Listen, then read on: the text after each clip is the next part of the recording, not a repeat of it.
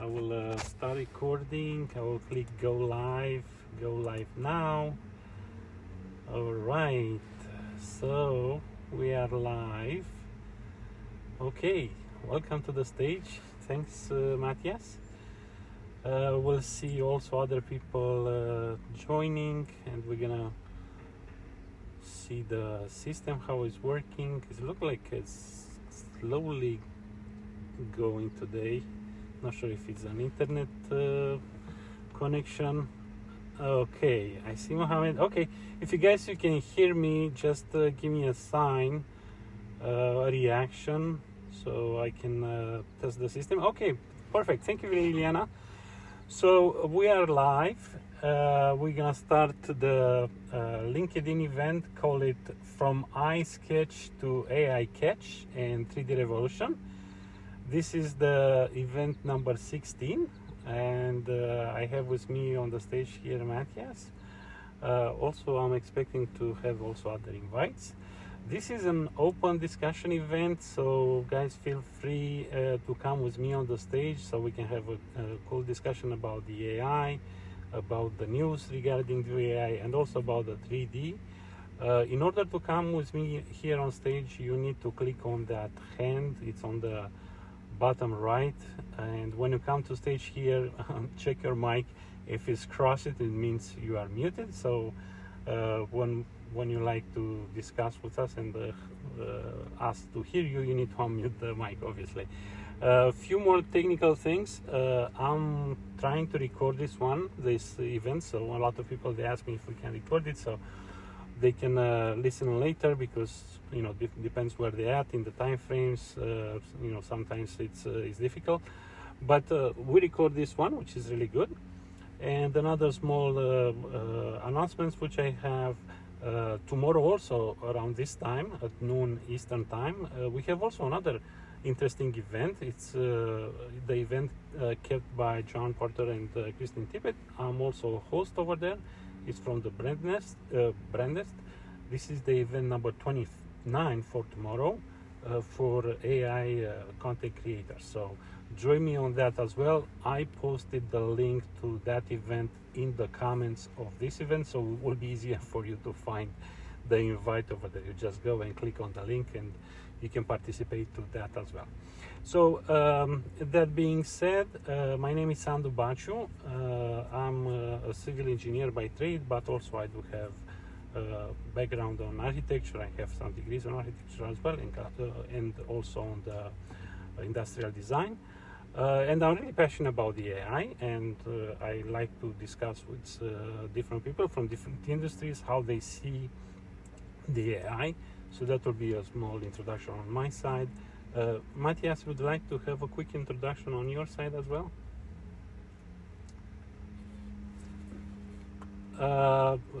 Can you speak a little bit? Okay, Yes, can you hear me? Yes, I can hear you. It's slightly strange sound, but yes, I can hear you. I can hear you well. Okay, that sounds very strange. Anyway, my name is Matthias Del Campo.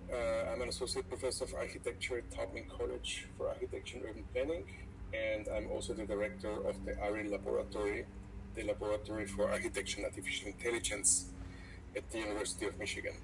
All right.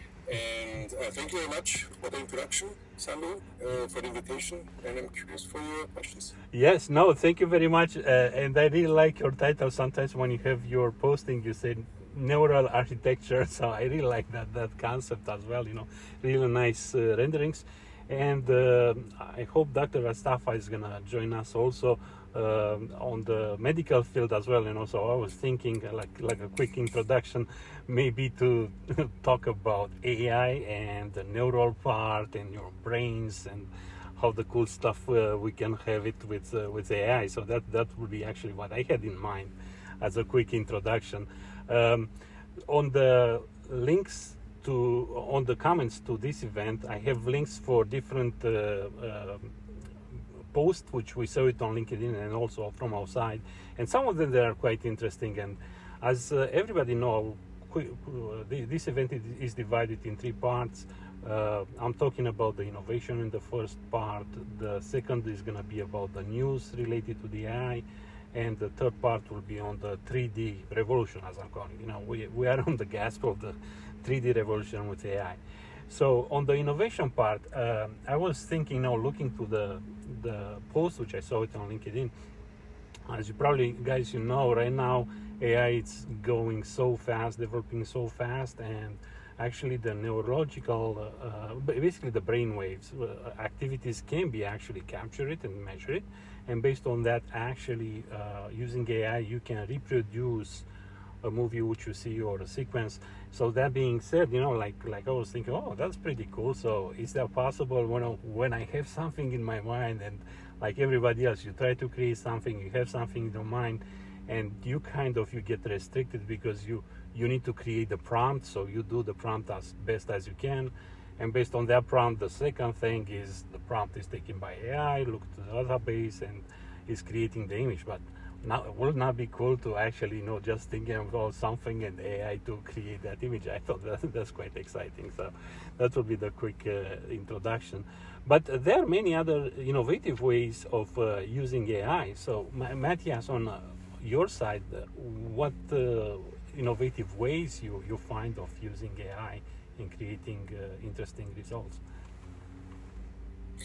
Well, I mean, apart from the image generators that everyone, I think these days is using, is what we're focusing in the Arri laboratory to understand that actually everything that produces numbers in some way, shape, or form can be used in a machine learning process. So if you think about architecture, we have such enormous amounts of data about buildings, generally speaking, that we can really explore a variety of solutions that reach from optimization parts to predictions, right? I mean, these are the two things that AI can do really well. And for us, this means, for example, exploring possibilities to help architects develop, for example, plans for social housing that are optimized towards the populations that are supposed to live in them, or that are optimized for better use, or for more space allocation, or for better ecological response, or for better material consumption response. So there's like a whole set of different things that you can do in architecture with the data that we have at our hand today that helps to improve architecture in a certain way, shape, or form, or at least this is our hope. I'm not sure if this is really what's going to happen, but we hope we can do that. Yes. And it's not only related to the technical part of it, but also to the aesthetical part of it. We can also talk about architectural aesthetics and the way how to respond to today's environment and today's world. Yes, and in the big picture, it's obviously very complex. In the first part, when you want to have it as an initial development, find the nice visual sketches, that definitely AI it's got, like, at brainstorm stage, that's definitely very well used. But after that, when you start including the functional part, when you start including the engineering part, structural analysis, and so on, it gets a little bit more, okay, we have to maintain the constraints. That means, yes, we can imagine any craziest shape as we want, but we still have gravity, we still have forces. So we need to see what are the properties of the materials in order to be able to build that particular shape. Actually, that's the reason why the buildings, there were floors, walls. It's easier from engineering calculation point of view. Also, it's also easier from manufacturing point of view. Make it flat, it's easier. But I think we passed that. Right now, we do have a boom in the development of the materials with AI. Actually, we find out quite interesting materials, quite interesting properties. And on top of that, we do have also the 3D printing, which I think it's open exactly, as you said, another dimension over there, which we could imagine it before, yes, but from construction there were a lot of constraints. Now I think that could be solved. Well, actually, there's an important point to be made here, which is using computational design generally speaking, but also specifically when it is about artificial intelligence. One of the biggest advantages that it brings on the table in the early design phase, when it is about ideation coming up with a sketch, as you said, is not to visualize what you have in your head, but rather to communicate with these algorithms and these computational tools to show you something that you did not think about. Yeah, and that actually really allows you to do something innovative.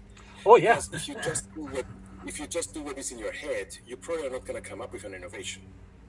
And it's also the interaction. I see your point, and yes, I agree with that. I mean, there are many aspects. Of course, you kind of need to have what is in your head, but after that, the next step is interaction. As we said, what you didn't expect, like what you didn't have envisioned. And I think it's interaction too. Like imagine, let's say you have a client and is coming, maybe in real time we can create something and we show, the capabilities and the shapes, and after that you start interacting and different functions and different opinions from the client. Obviously it's not what you had in your mind. You had something, and that is probably the best part, because it is getting communicated and it's developed during time. It evolves. That's the point. No,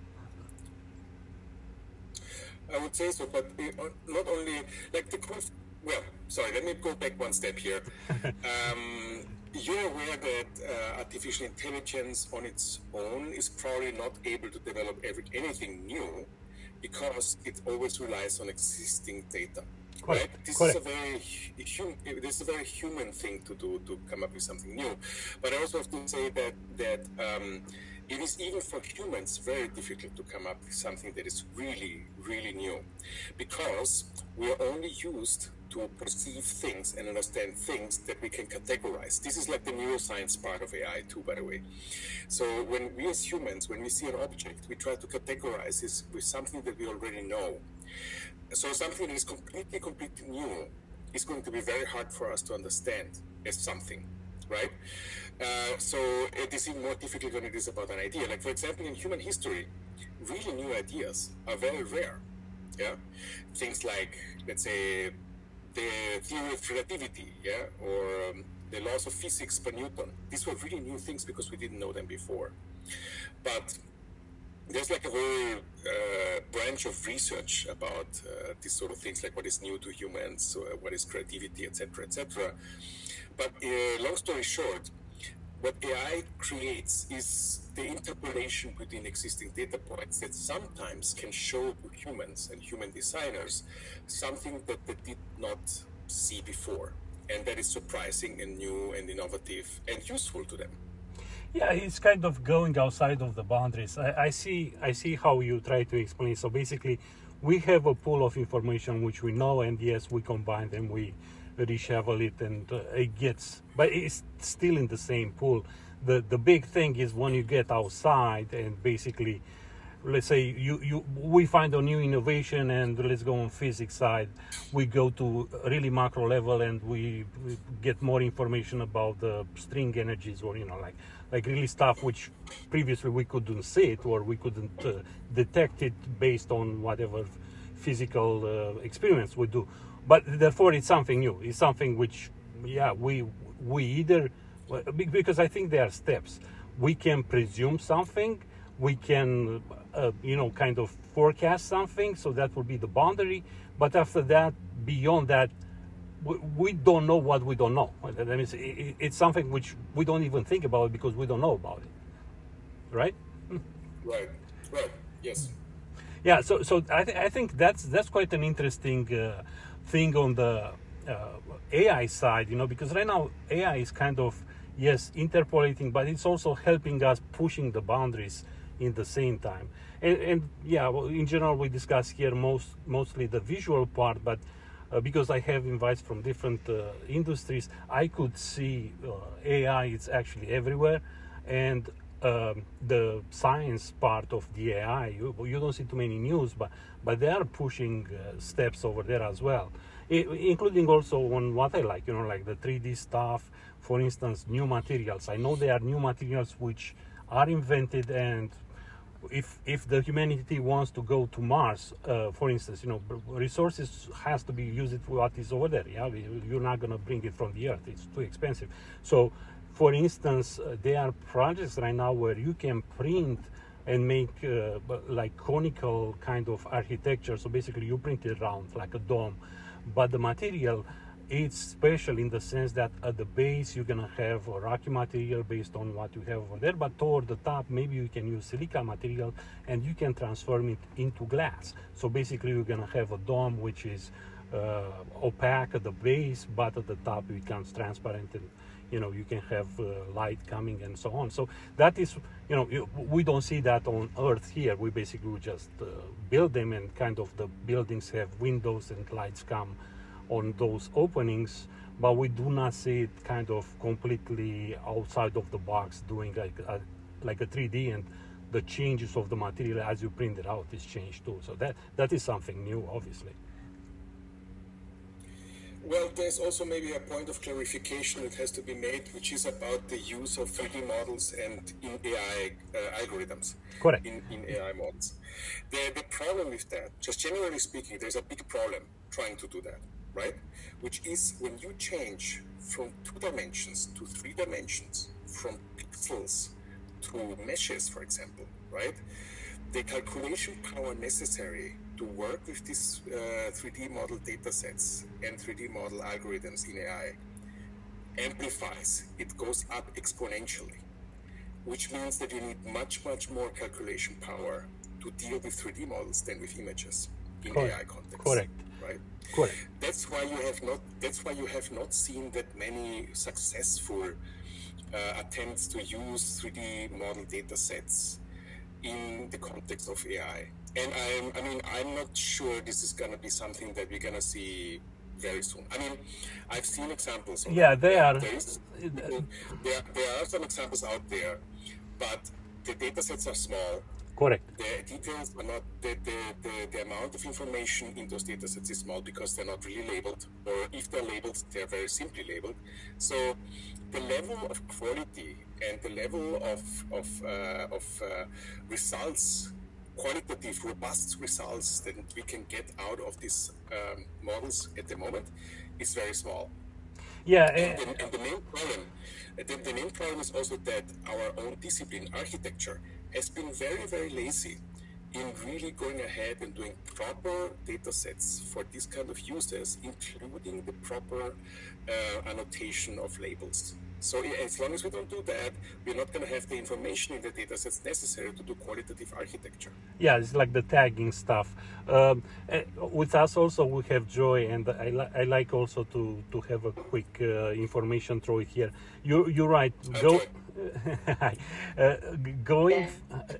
Going from the 2D, which with AI right now is kind of having the concepts, into the, you can see, don't see the backside, but in general they can extract that this is a chair, this is a house, this is a car.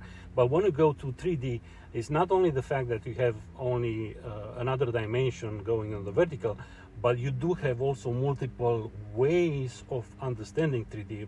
Right now we just said 3D meshes, but 3D is also a point cloud. 3D it's far more complex. It's also the notion of the 3D and how you create that 3D. It becomes more complex, and on top of that, as you said, adding the tagging, adding the label on it so the AI can identify it.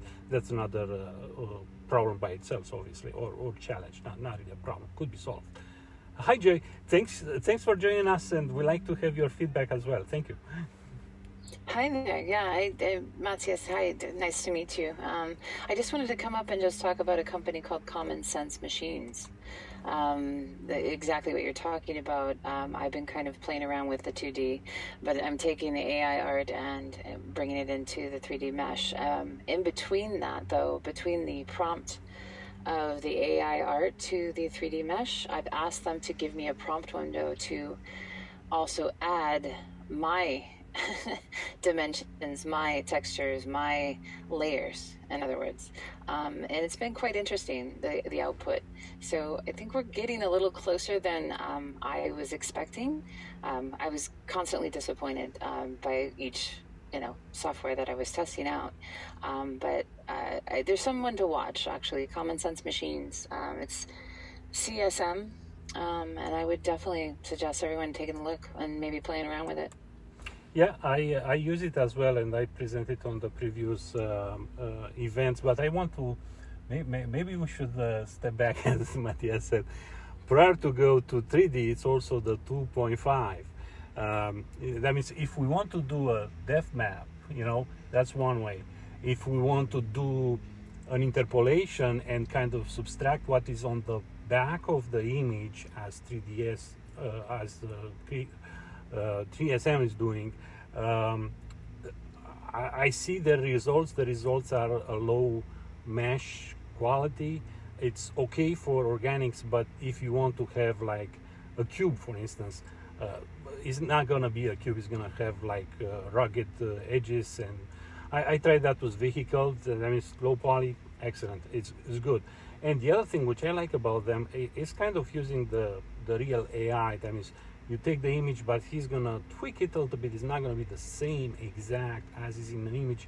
They do that small tweak as AI usually is doing.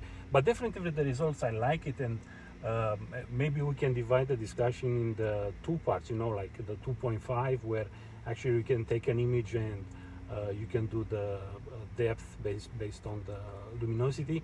That's a way, actually I even posted in the comments here, a way how to do it with Unreal. You can do that, but you can do it in Blender as well. Plus, there are other softwares, Illumini AI, which is doing that as well. But again, there are solutions, but the results, and Zoid Depth also is kind of subtracting a mesh from a 2D, but again, it doesn't give you the backside. Did you guys test that, Joy? Yeah. Well, that's what I'm doing. So what I'm doing is I'm taking, we've talked about the digital human, so I'm taking the VRM that I have and the structure of my VRM, the skeletal structure, and I'm asking them to let me layer that in between the prompt, in between the build, letting me add what I already have for my VRM to this structure, so that it's, so like we've talked about, sometimes you won't get the backside because it's essentially mirroring. It's like it's flipping, right?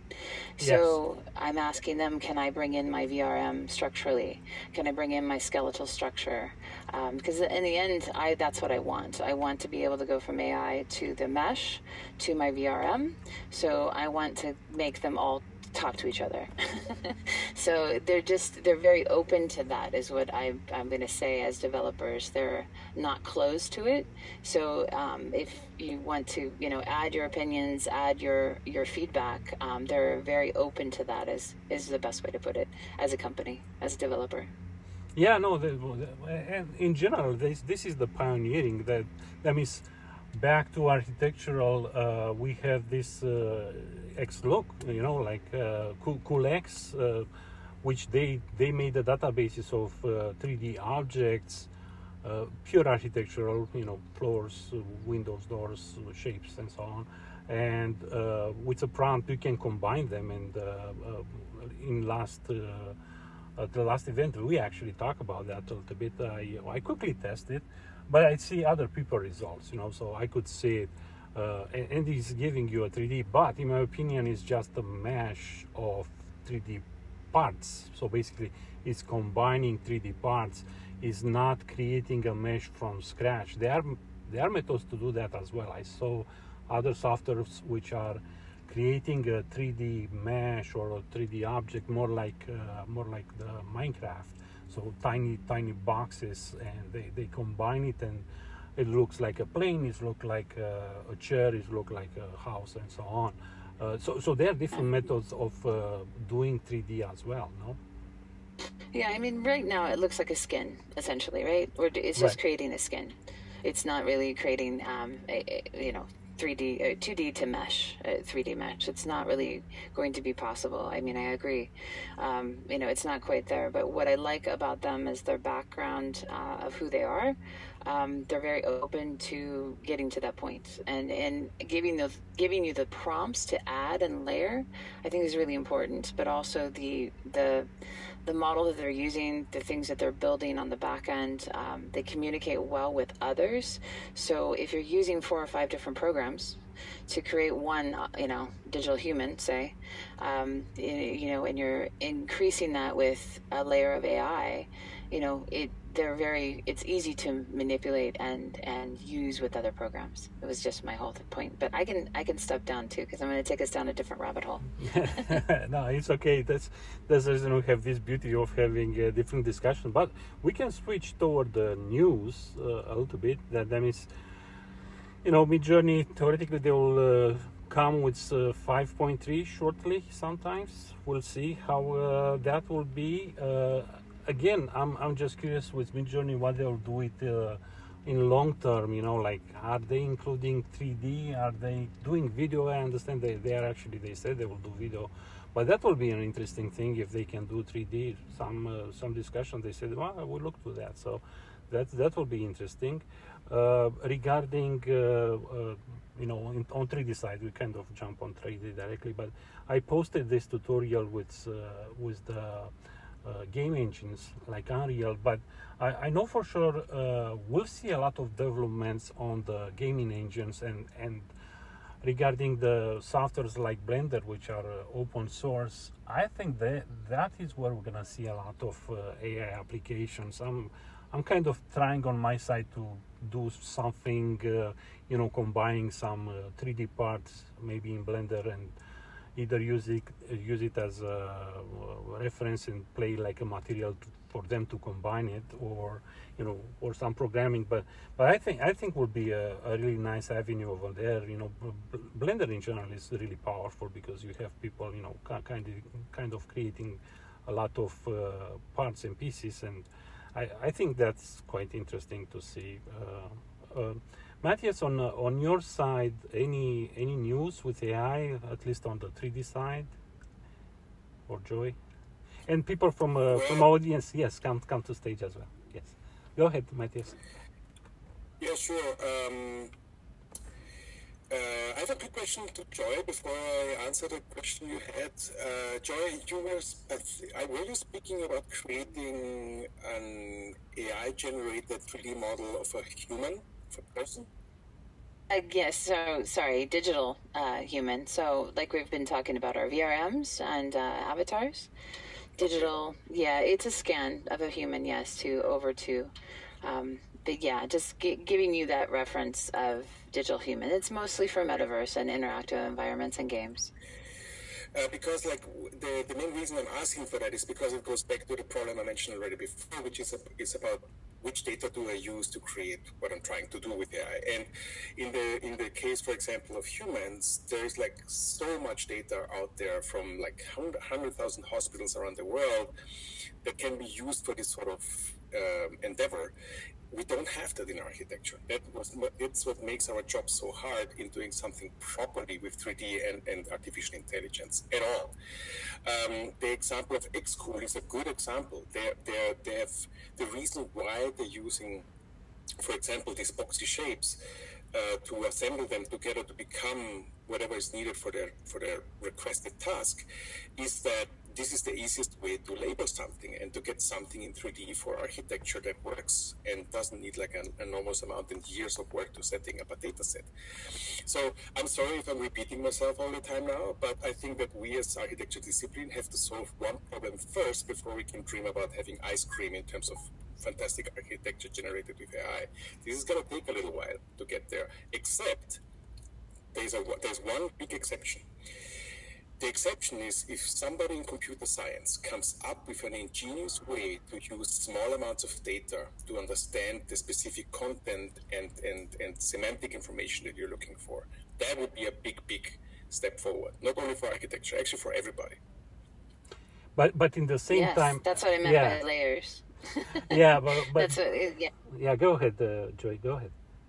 Yeah, no, it's just what I'm doing is I'm finding the developers that will expand that out. So because when I'm traveling and going around from Twitter to wherever I'm going for development, right, and I run across people that I've worked with or data scientists, I'm noticing that there's a pattern. Like we have people that are doing things in their own little bubbles, and we need to start layering them on top of each other and getting them to start talking to each other because they are problem solving things, and they are layering these things, and I'm finding that it's kind of fascinating. So I'm focused on, developers that can layer and, find those problems. So if that person comes along, wonderful, because they have a solution and they have a group to actually talk to. So yeah, thank you. That's exactly what we're trying to do in our laboratory at the University of Michigan. The laboratory is not just architects. The laboratory actually consists of people from computer science, robotics, data science, and architecture, so that we have that communication between their expertise in programming and understanding the algorithms and our expertise in architecture of how we can turn that into an application for architecture. This is perfect, and this is why I came up, so thank you. I just wanted to say thank you for that, because it's very much needed. It's really going to be the education and the communication between all of us, really, and the sharing of data and open source and everything else as well. So thank you. I can step down. I don't want to take us down a rabbit hole. No, it's okay. No, it's fine. The other thing, back to the labeling, having this database, there are two things conflicting here. If we want to divide it to the small parts and define a label to that part, it's not going to work when you're going to have the whole thing. Just imagine you scan the face of a person.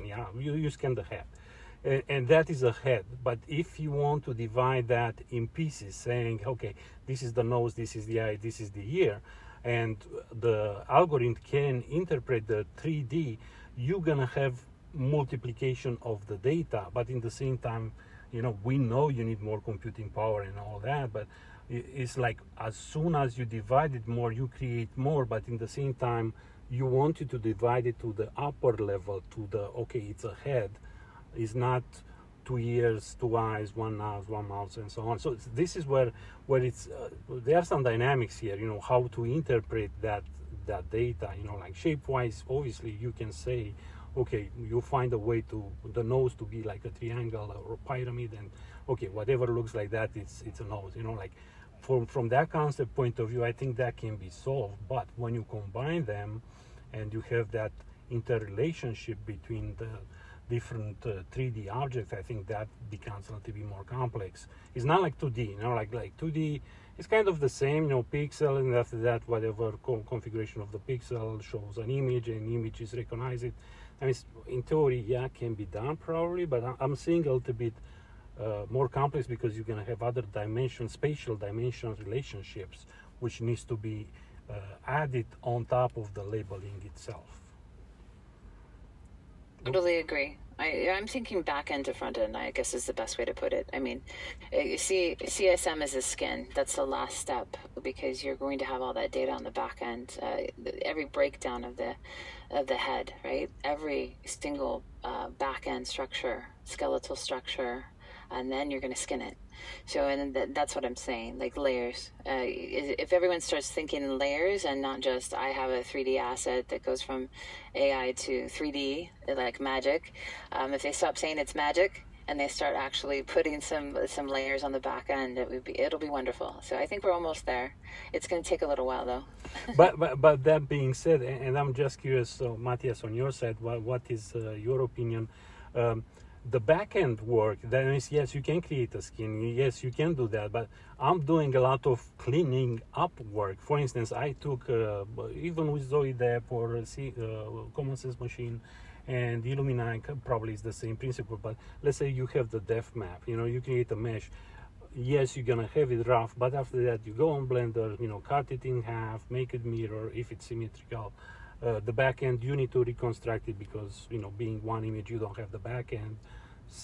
Common Sense Machine actually gives you the back end, but the same thing, like you need to do a lot of legwork. Even if you have that skin, you spend another hour saying just cleaning up, So that is what I'm seeing, the big 3D revolution. If we can eliminate this, clean up, and get the information without spending too much time on make that mesh useful, no?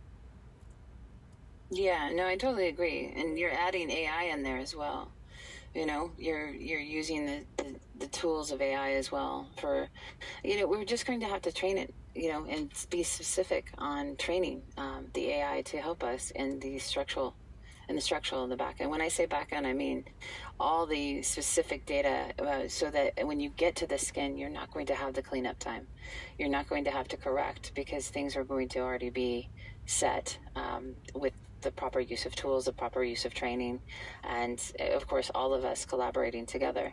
There's going to be something that I'm going to have a whacked out idea over here, but I'm finding that I have someone that's in a laboratory over here or a science lab that's thinking the same thing. So it's going to be interesting. So we'll see how it evolves. Yeah, and regarding BEAM, Matthias, did you associate BEAM with AI? I understand there are some testing about that as well. I'm just curious in your lab if that is used. And Rachel, I will bring you to the stage as well. Yeah, maybe quickly just a short comment about that, like repairing or improving a mesh or a skin, as Joy described it, and the aspects of AI. The good thing about neural networks is that it's learning systems. So if you actually teach the system where the errors are in creating that skin and how to avoid them, it might take you a little bit time to train that, but once it's trained, it will continue learning and improve the skin and become better and better and better over time. And the same amounts, of course, for any other application of artificial intelligence. As if you train it to learn specific criteria, specific ways to do a model, specific errors that you want to avoid, it will just become better over time because it learns those features and those problems. So this is good. About the use of BEAM models, yes, there has been a lot of thinking about how to do that and how to implement them. The problem currently is that those BEAM models most of the time have almost too much information in them. Yeah, so it becomes very heavy to use them in any AI system because they cannot handle that amount of information yet. And this little word "yet" appears very often in conversations about AI because everyone knows that certain things are possible, but that we might not be there yet with the technology that we have right now. So this being said, yes, I'm pretty sure we can use BEAM models to learn for specific criteria in architectural production. Yes, it might be possible to apply that to a certain extent at the moment, but no, we cannot use them in their full extent yet. Yeah, as I said before. Yeah, it's a computing power, let's say, gap right now, but in time we know that is going to be improved. We know that. Rahil, you join us as well. We'd like to have your feedback. Thank you for coming to stage. Thank you. I hope you can hear me fine. Yes, it's fine. All right. No, I am really ecstatic to share the experience that recently I had like about 2-3 days to make a proposal for a very big park in my city where I'm from to the mayor, and they only gave us 3 days to complete the proposal. So I quickly went in SketchUp, and I just used AI, and then I overlaid the AI's input with my actual model input, and I just used Photoshop to keep what I want from AI and then keep what I want from my sketch. And I presented it, and I announced that in the meeting, and they were just blown away that all that work was done in 3 days and everything. So I think these are just the beginnings, and as someone was saying, that this will definitely evolve into where we would only need our thoughts, and all the people who are gatekeeping stuff like that, they're gonna be regretting that they didn't share this information, because I think there's so much potential in AI, especially for architects. And a lot of people are still, unfortunately, thinking that, oh, this is not you making it, this is AI, but they don't really understand like how much time it takes to speak to the AI and get the results that you really want. So I'm definitely excited about the future. Yeah, especially since we talk 3D as well. No doubt about it. Can I add a little comment to that? Yes. Can I add a little comment? Yes, please. Rahel, I would be very careful with like really saying that pull out that it just took you 3 days and everyone is blown away by that, because next time you're going to have to do that in 1 day. And you know what I mean? Be careful with that, because it's just going to cut down the time for everybody, not only you, but for everybody else too. And I think we should rather be careful, because if we can have the time, wouldn't it be better to say, I need a week to do that? In reality, it took you maybe 3 days, but you have another 4 days to think about the design and improve it. Yes, and on the other hand, same.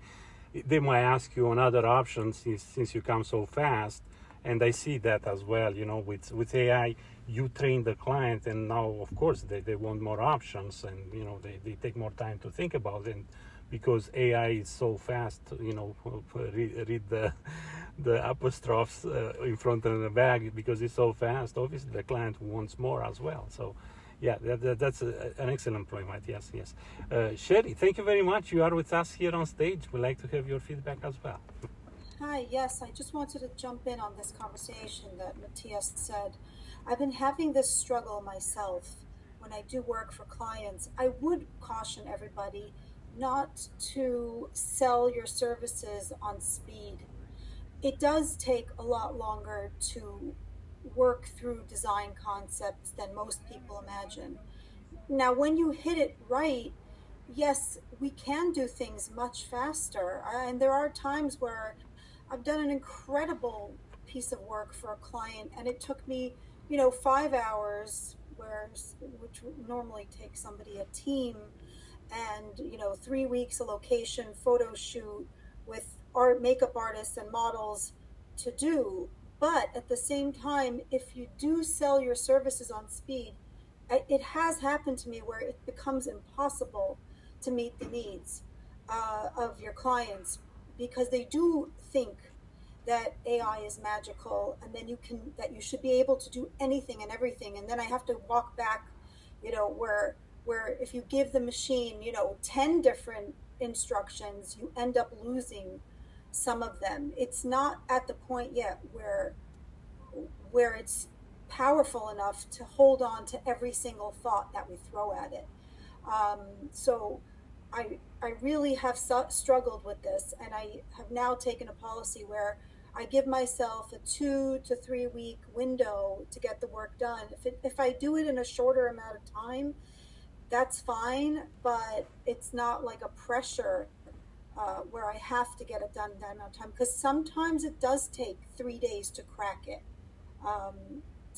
And I would say as well, as far as billing, people need to realize that any of us who are able to give intentional and polished results, we have tons of experience that gets us to the point where we can direct the machine, because you're both an art director, a creative director, and a writer, and a visionary. And those skills are hard earned. They don't come that easily to be able, at this point, to direct the machines so hyper intentionally. I spend time researching things too deeply, and sometimes to just get the right data set to get the result that I need. So I just wanted to totally agree with Matthias on that be careful about promoting the AI services as something that's magical and can beat everybody on speed, because it's a slippery slope to do that. So I just don't know how anyone else feels about that, but it's something that I'm struggling with. No, good point. I agree on that side as well. In my opinion, it's a balance all the time. Like we made a comparison, like, people were before with computer, like riding a regular car, and suddenly AI came like Formula One car. It gives you fast from left to right, but what if it's a curve road, or even worse, even if you go on the speed, what if you do a crash? It's quite disastrous. So that's, kind of I'm trying to show the balance. And the other thing, the critical thinking, I always say that, regarding AI, like at the end, in the global image, as an engineer, I'm working with architects, with engineers, people on production. So So in a global thing, even if you are the fastest, or like you are the fast and the best in that, the chain is still a chain, and it's gonna break on the weakest link, and many times it's not you.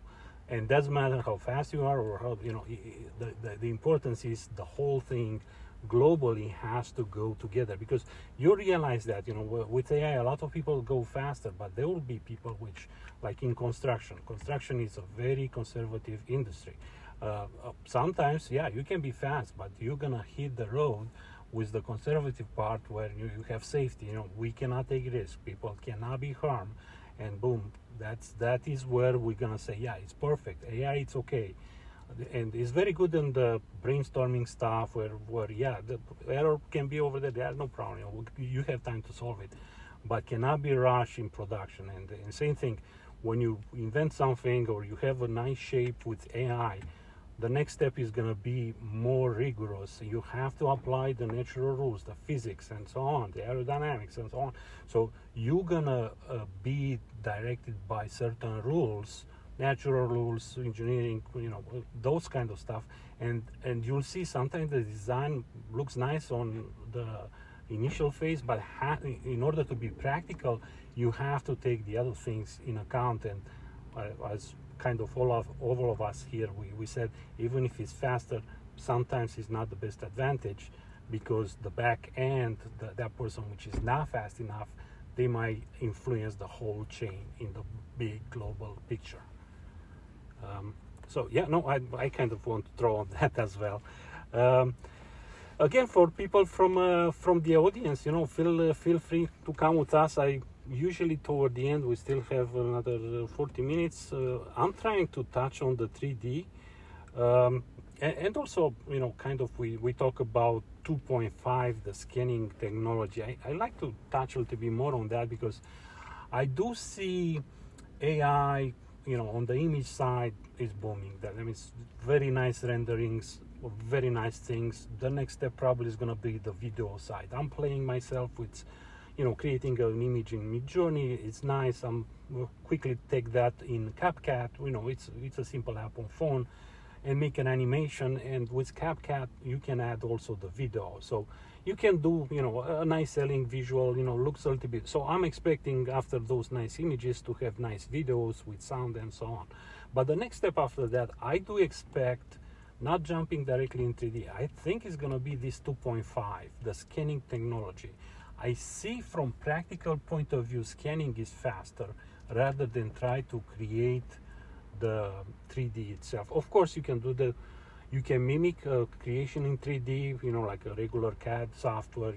Some examples, SketchUp we just talked, or AutoCAD, or Plasticity, or any. That doesn't really matter. It takes time to create the 3D as a mesh. Takes time to put texture on it if you want to do it nicely with to look very, very okay, and be able to use it properly if you want to throw it in Web3 or in games. But we see that.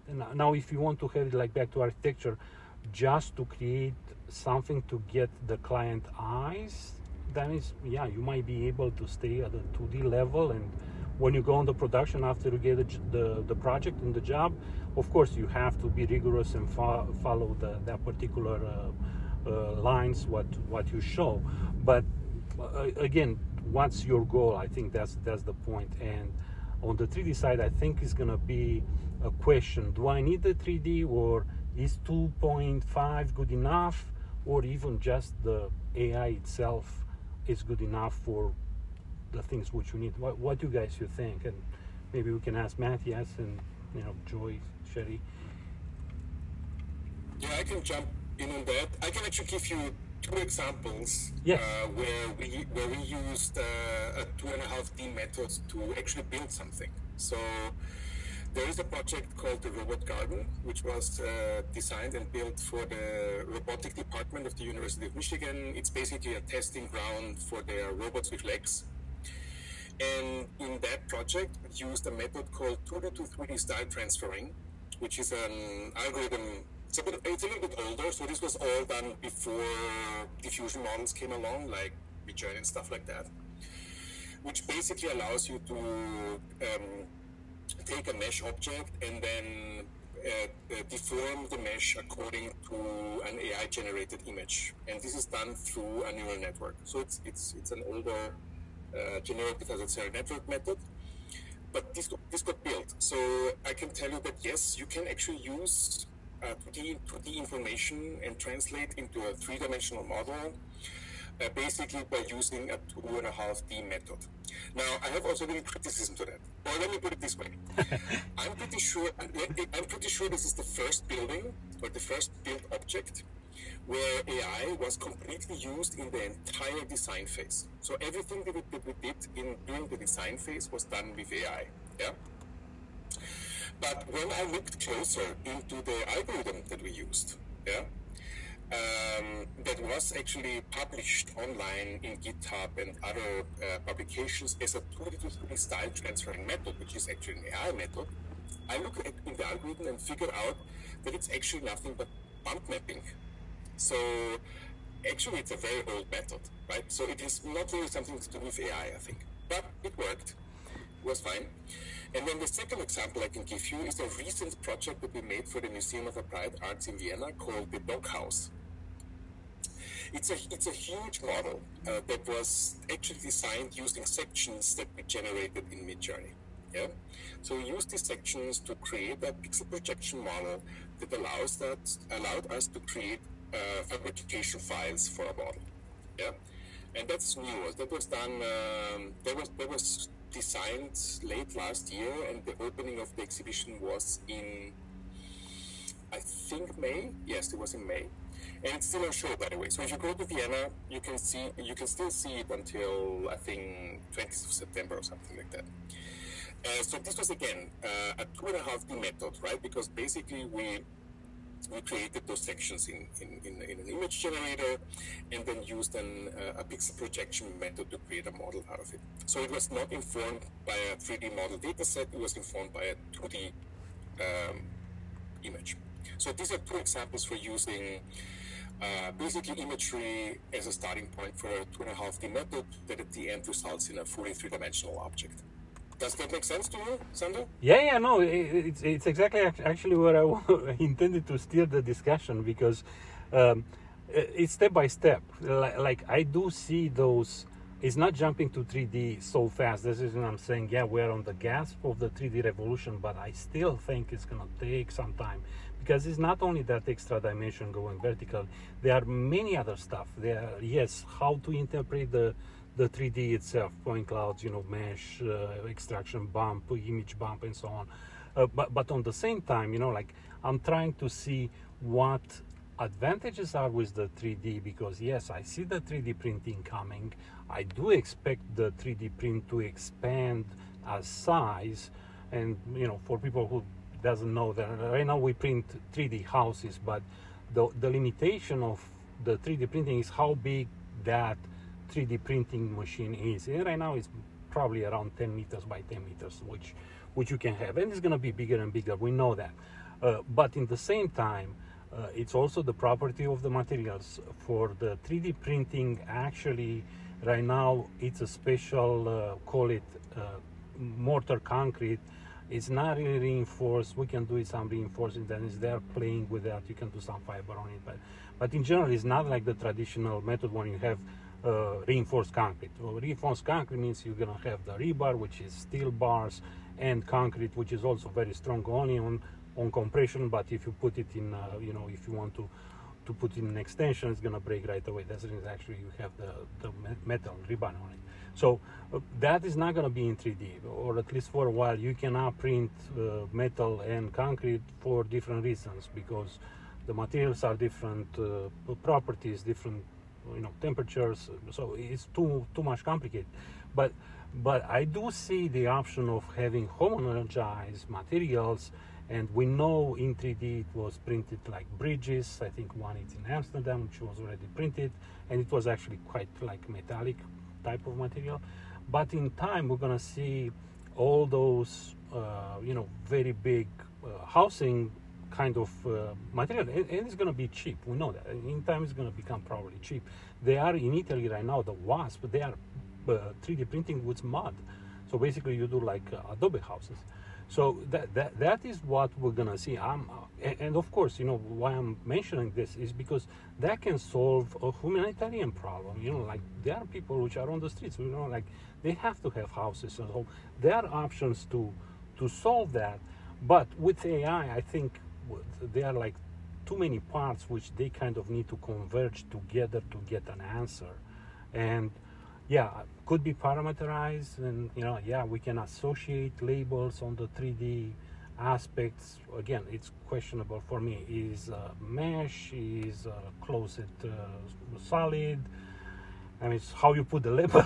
Then is that the other thing? How you gonna label it the configuration in 3D of the vertices or the points or the mesh itself? Then yes, there are a lot of stuff which needs to kind of think about. But in time, I do see it coming. And regarding the computing power, I agree. That it's far too complex and has to be, read it by a supercomputer kind of to make sure whatever labeling is done, it makes sense. But in the same time,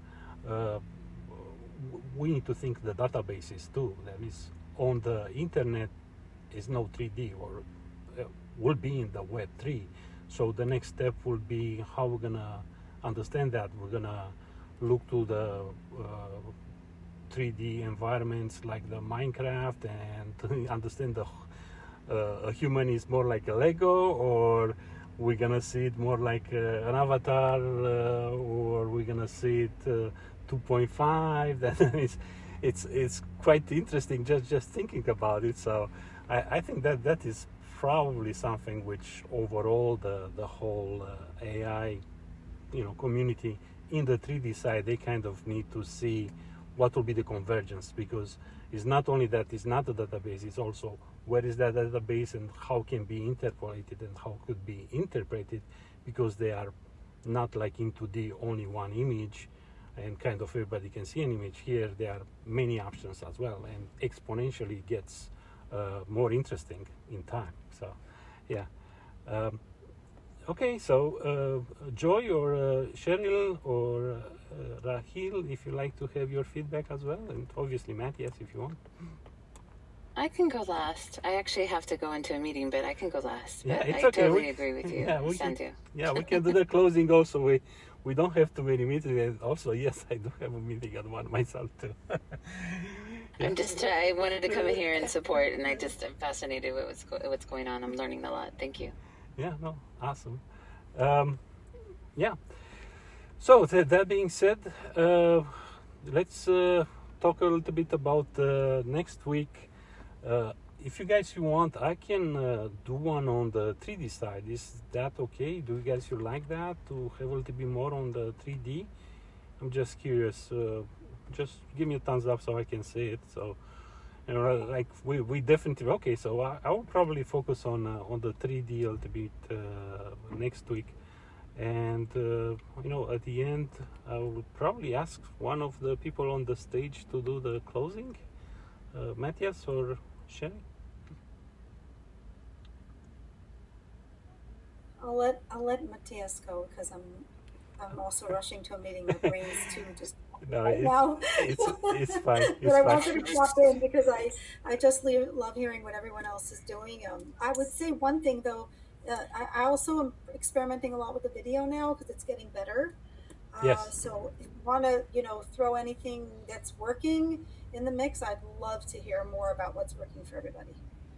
10-4? Yeah. Thanks. I will probably touch on that as well next time, and even tomorrow. Tomorrow at Brandest audio event. Again, the link to that event is here in the comments to this event, and maybe we can touch a little bit on the video. I mentioned a little bit the CapCut, but there are other softwares as well, obviously Runway and all the others. So, yeah. Okay. Matthias, you want to have some final words prior to close out? I said so much, I'll probably leave it to somebody else. No, it's okay. All right, guys. So thank you very much again. We kind of conclude this discussion for this event number 16. I really appreciate. Thank you very much for the people in the audience. Thank you very much for the people which came with us here on the stage, obviously to my invites.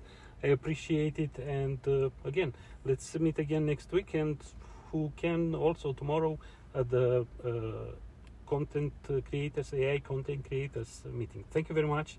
Keep in touch. I appreciate it.